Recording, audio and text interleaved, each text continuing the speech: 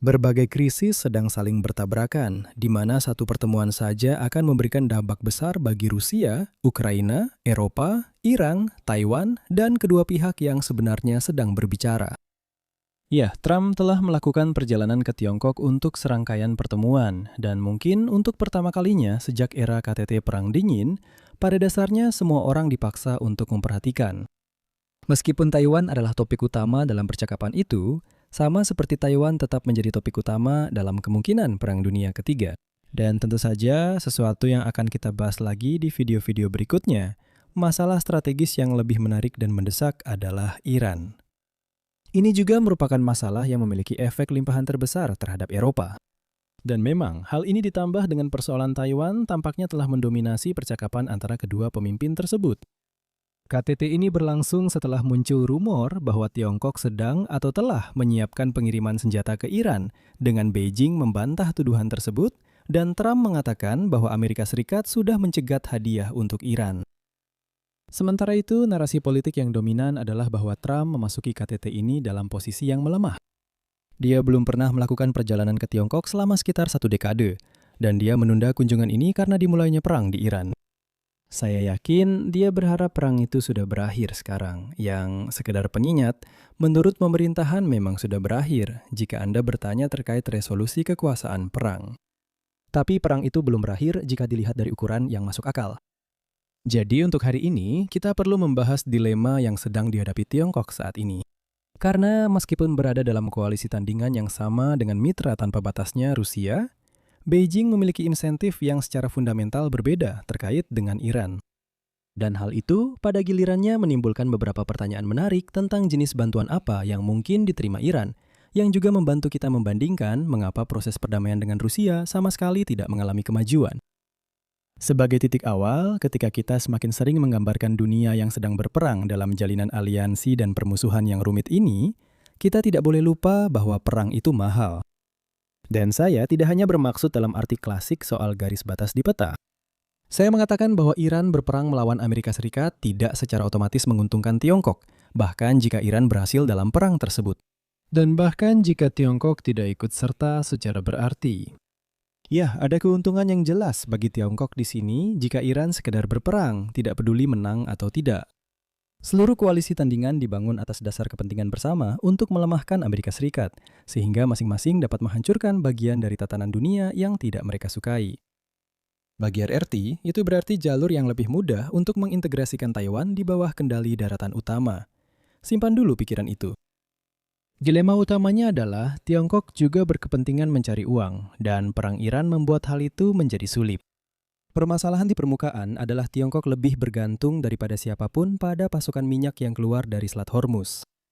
Sektor manufakturnya dan kelas menengah yang terus berkembang membutuhkan pasokan emas hitam yang stabil. Tetapi Tiongkok hanya bisa memproduksi sekitar 30% kebutuhan itu di dalam negeri. Secara geografis, tempat yang paling jelas untuk mengimpor adalah Timur Tengah. Itulah sebabnya begitu banyak kontrak Tiongkok yang diarahkan ke sana, atau setidaknya dulu diarahkan ke sana. Dalam jangka pendek, semua kontrak yang dibatalkan itu telah menciptakan gejolak energi di negara tersebut. Dalam jangka menengah, yang pada titik ini sudah kita masuki, penutupan tersebut tidak terlalu memberatkan. Minyak adalah komoditas, jadi Tiongkok bisa terus mengimpor dari tempat lain. Masalahnya adalah pemotongan pasokan global sebesar 20% menyebabkan harga melonjak di mana-mana, seperti yang juga sangat disadari oleh konsumen Amerika Serikat. Namun, keluhan yang disampaikan konsumen Amerika Serikat sebagai tanggapan justru terasa sederhana jika dibandingkan dengan standar internasional. Mayoritas besar orang Amerika marah kepada Donald Trump, tetapi mayoritas yang lebih besar lagi tetap membayar harga bensin yang mahal. Itulah nikmat menjadi negara kaya. Bandingkan dengan negara-negara yang sangat miskin yang sepenuhnya tersingkir dari pasar akibat harga yang tinggi. Sekarang, Tiongkok bukanlah salah satu dari negara yang sangat miskin itu, tetapi tingkat kekayaannya per kapita tidak setinggi Amerika Serikat atau sebagian besar negara Eropa. IMF menempatkan Tiongkok di peringkat ke-73 di dunia berdasarkan paritas daya beli, satu tingkat di bawah Makedonia Utara. Kombinasi antara kekayaan per kapita yang sedang-sedang saja, tetapi dengan jumlah penduduk yang sangat besar, mungkin berarti bahwa Tiongkok menanggung biaya yang lebih tinggi untuk perang ini dibandingkan siapapun selain Iran. Ya, bahkan lebih tinggi daripada Amerika Serikat. Dan ya, saya mengatakan hal itu tepat setelah Hegseth bersaksi di Kongres bahwa perang ini telah menelan biaya 29 miliar dolar dari pembayar pajak Amerika Serikat sejauh ini. Pada awal perang, saya mengatakan bahwa Iran yang umumnya berada dalam kekacauan bukanlah hasil terburuk dari sudut pandang Washington karena implikasinya terhadap Tiongkok. Nah, kita mulai melihat prinsip itu dijalankan. Catatan penting yang biasa berlaku di sini yaitu betapa mustahilnya mendapatkan perkiraan yang akurat tentang hal ini. Namun, kenaikan harga minyak sebesar 50% dapat menyebabkan penurunan PDB Tiongkok hingga 1%. Perlu dicatat bahwa Tiongkok memiliki pertumbuhan PDB yang relatif kuat secara keseluruhan, jadi hal ini tidak akan menyebabkan resesi, hanya pertumbuhan yang lebih rendah dari seharusnya. Ada dampak lanjutan yang mengkhawatirkan di balik ini. Ekonomi Tiongkok terutama didasarkan pada manufaktur untuk ekspor. Strategi itu membutuhkan sekelompok besar pembeli yang bersedia di seluruh dunia. Negara-negara lain yang mengalami resesi oleh karena itu menyebabkan penderitaan tambahan bagi Tiongkok. Begitu juga dengan biaya pengiriman yang lebih tinggi akibat kekurangan bahan bakar. Akibatnya, pertumbuhan ekspor Tiongkok dari tahun ke tahun pada bulan Januari dan Februari adalah sebesar 21,8%. Pada bulan Maret, angka tersebut turun menjadi 2,5% ketika guncangan jangka pendek melumpuhkan beberapa industri. Pada bulan April, angka tersebut naik kembali menjadi 14,1%, meskipun para analis percaya bahwa kenaikan itu hanya didorong sementara oleh penumpukan stok untuk berjaga-jaga, dan angka tersebut akan turun kembali jika gangguan terus berlanjut. Satu catatan kecil terakhir tentang topik ini. Banyak yang membahas tentang Iran yang menyadari kekuatannya untuk menutup Selat Hormuz. Mengesampingkan kesalahan pemula yang menyatakan bahwa negara tidak bisa mempelajari apa yang sudah mereka ketahui, diskursus publik tentang hal ini belum sampai pada kesimpulan yang sama bahwa Amerika Serikat juga telah menyadari kekuatannya untuk menutup selat tersebut. Meskipun Amerika Serikat belum benar-benar menyadari hal itu karena alasan yang sama, kita sedang menyaksikan kekuatan tersebut diperlihatkan. Minyak Iran yang mungkin dibutuhkan Tiongkok jika terjadi perang terkait Taiwan telah diblokir tanpa banyak perlawanan. Selain itu, Amerika Serikat telah melakukan ini dengan cara yang sulit dengan menyita kapal-kapal yang mencoba menerobos blokade. Cara mudah untuk melakukan ini sebenarnya adalah dengan menembak mereka, seperti yang dilakukan Iran dengan setengah blokadnya. Saya curiga bahwa Amerika Serikat tidak akan ragu untuk memilih cara yang mudah jika Perang Dunia III sedang berlangsung. Sekali lagi, saya tidak ingin menyarankan bahwa Beijing tidak tahu tentang kemampuan ini 3 bulan yang lalu. Namun hal ini tidak mendapat perhatian yang layak di ranah publik. Dan ini merupakan pertimbangan penting bagi Beijing dalam memandang kawasan tersebut. Jika kita menggabungkan semua ini dan mencoba memahami bagaimana hal ini cocok dalam koalisi konflik yang lebih luas, Tiongkok memiliki perasaan campur aduk tentang perang Iran. Harga minyak yang lebih tinggi itu buruk. Resesi global itu buruk. Tapi melihat Amerika Serikat menghabiskan persediaan amunisinya yang sudah tipis, itu sangat bagus. Itu bagus secara langsung karena setiap tomahawk yang ditembakkan ke Iran adalah tomahawk yang tidak bisa ditembakkan ke pelabuhan pengerahan pasukan untuk invasi Taiwan. Itu juga bagus karena pengiriman senjata ke Taiwan akan semakin tertunda. Penekanan pada kata semakin, karena ini sudah menjadi masalah sebelum perang dimulai. Dan ini bahkan lebih baik lagi karena pengiriman sebelum invasi lebih berharga bagi Taiwan daripada pengiriman saat invasi berlangsung. Semoga berhasil agar mereka tiba dalam keadaan utuh. Dan dengan demikian, Anda memiliki situasi aneh di mana Tiongkok ingin melihat perang berakhir, tetapi tidak selalu ingin permusuhan antara Amerika dan Iran berakhir. Akhir dari perang adalah prioritas utama bagi Tiongkok, karena itu berarti Selat Hormuz dibuka kembali dan gejolak minyak mulai mereda. Namun, berakhirnya permusuhan secara total antara Amerika Serikat dan Iran kurang menarik. Sebuah kesepakatan menyeluruh antara para pihak yang mencakup segala hal hingga termasuk kesepakatan nuklir, akan berarti berakhirnya rezim sanksi terhadap Teheran. Hal itu pada gilirannya akan berarti berakhirnya impor minyak diskon yang sebelumnya diimpor Tiongkok dari Iran. Dan itu mungkin berarti bahwa Amerika Serikat mengarahkan kembali lebih banyak pasukannya ke kawasan Indo-Pasifik. Namun, karena kondisi ekonomi saat ini, Tiongkok mungkin berada dalam posisi yang lebih baik jika permusuhan berakhir dibandingkan jika status quo tetap bertahan. Bandingkan dengan posisi Rusia yang paling diuntungkan jika status quo terus berlanjut. Selama selat tersebut tetap ditutup, Kremlin dapat memanfaatkan lonjakan harga minyak untuk terus mendanai upaya perangnya. Ya, setidaknya selama burung berwarna merah muda asal Ukraina tidak mengganggu logistik ekspor. Perang yang terhenti juga membuat pengiriman senjata Amerika Serikat ke Ukraina melalui pembelian sekutu NATO ikut terhambat. Jadi, status quo jauh lebih menguntungkan bagi Rusia daripada penyelesaian konflik dengan syarat apapun, bahkan yang menguntungkan Iran. Insentif yang tidak selaras dalam koalisi tandingan ini mendorong setiap anggotanya untuk berinvestasi lebih banyak dalam persenjataan, karena mereka tidak bisa saling mengandalkan untuk mendapatkan dukungan jika terjadi perang. Namun, ketika ada konsensus, ada lebih banyak yang bisa dialokasikan ulang, terutama ketika salah satu pihak bersedia membayar. Bandingkan itu dengan insentif koalisi barat tradisional yang secara umum selaras pada prinsip-prinsip kebijakan perdagangan liberal dan tata kelola demokratis. Namun, itu adalah barang publik. Jadi, terjadi kekurangan penyediaan keamanan di bidang itu.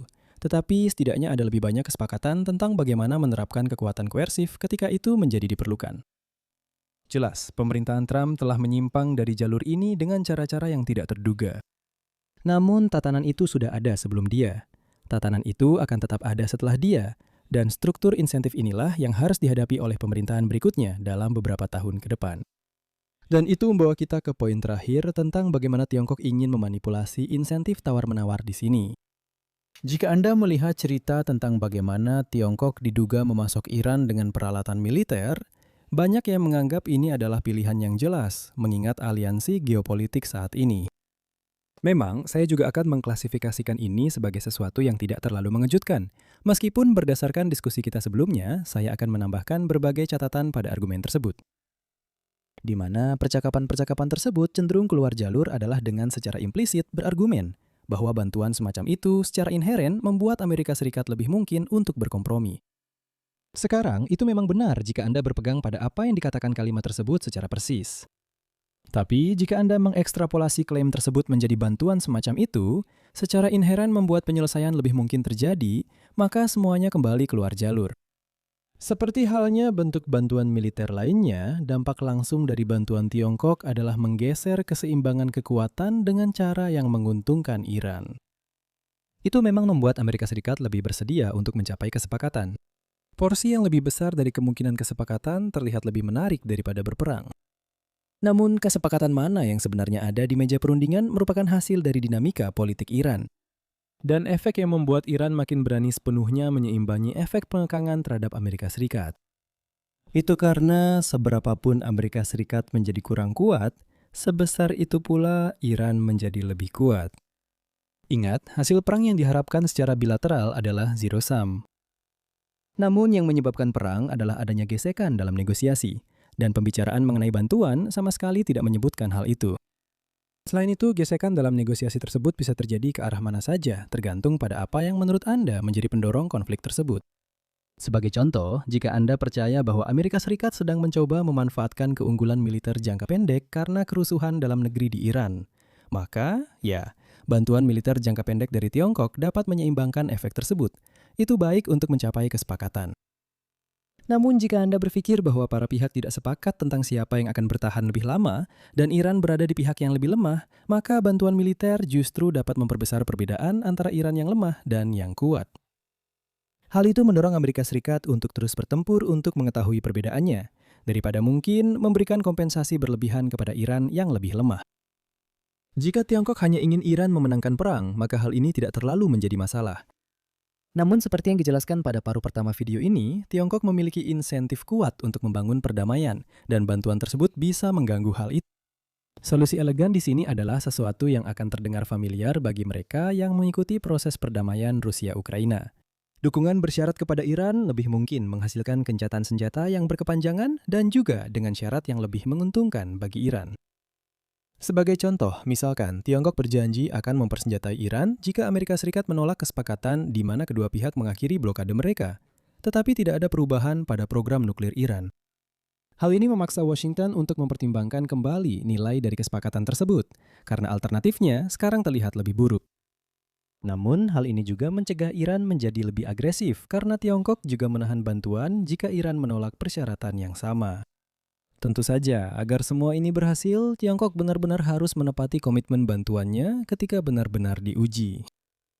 Dari perspektif kemauan politik, hal ini masuk akal. Hal ini berbeda dengan Amerika Serikat yang memainkan peran tersebut dalam perang Rusia-Ukraina. Tidak ada yang percaya bahwa pemerintahan Trump akan menyetujui bantuan untuk Ukraina, dan dengan demikian Amerika Serikat memiliki sedikit daya tawar terhadap Rusia. Meskipun Beijing tidak memiliki masalah kredibilitas politik yang sama, namun mereka menghadapi masalah logistik. Bantuan yang dikirim ke Iran sebenarnya harus sampai ke Iran, sebuah hal yang rumit ketika Amerika Serikat saat ini sedang memblokade negara tersebut. Pengiriman bantuan melalui udara adalah alternatifnya, tetapi itu akan menjadi sangat berisiko jika permusuhan skala penuh kembali terjadi. Jadi, apa kesimpulan yang bisa kita ambil untuk hari ini? Tiongkok memiliki insentif yang beragam dengan Iran, meskipun tampaknya tidak demikian jika dilihat dari koalisi politik saat ini dan sebagian besar narasi publik. Hal ini menyoroti perbedaan yang lebih luas dalam cara kedua koalisi tersebut dibentuk. Dan mendapatkan hasil yang diinginkan, Tiongkok tidak sesederhana memberikan lebih banyak senjata kepada Iran. Sementara itu, saya bisa memberikan Anda 90 menit lagi di mana saya membahas kemungkinan perang antara Amerika Serikat dan RRT terkait Taiwan secara lebih luas. Klik di sini untuk menontonnya. Dan jika Anda menikmati video hari ini, silakan like, bagikan, dan subscribe. Dan sampai jumpa lagi. Jaga diri Anda.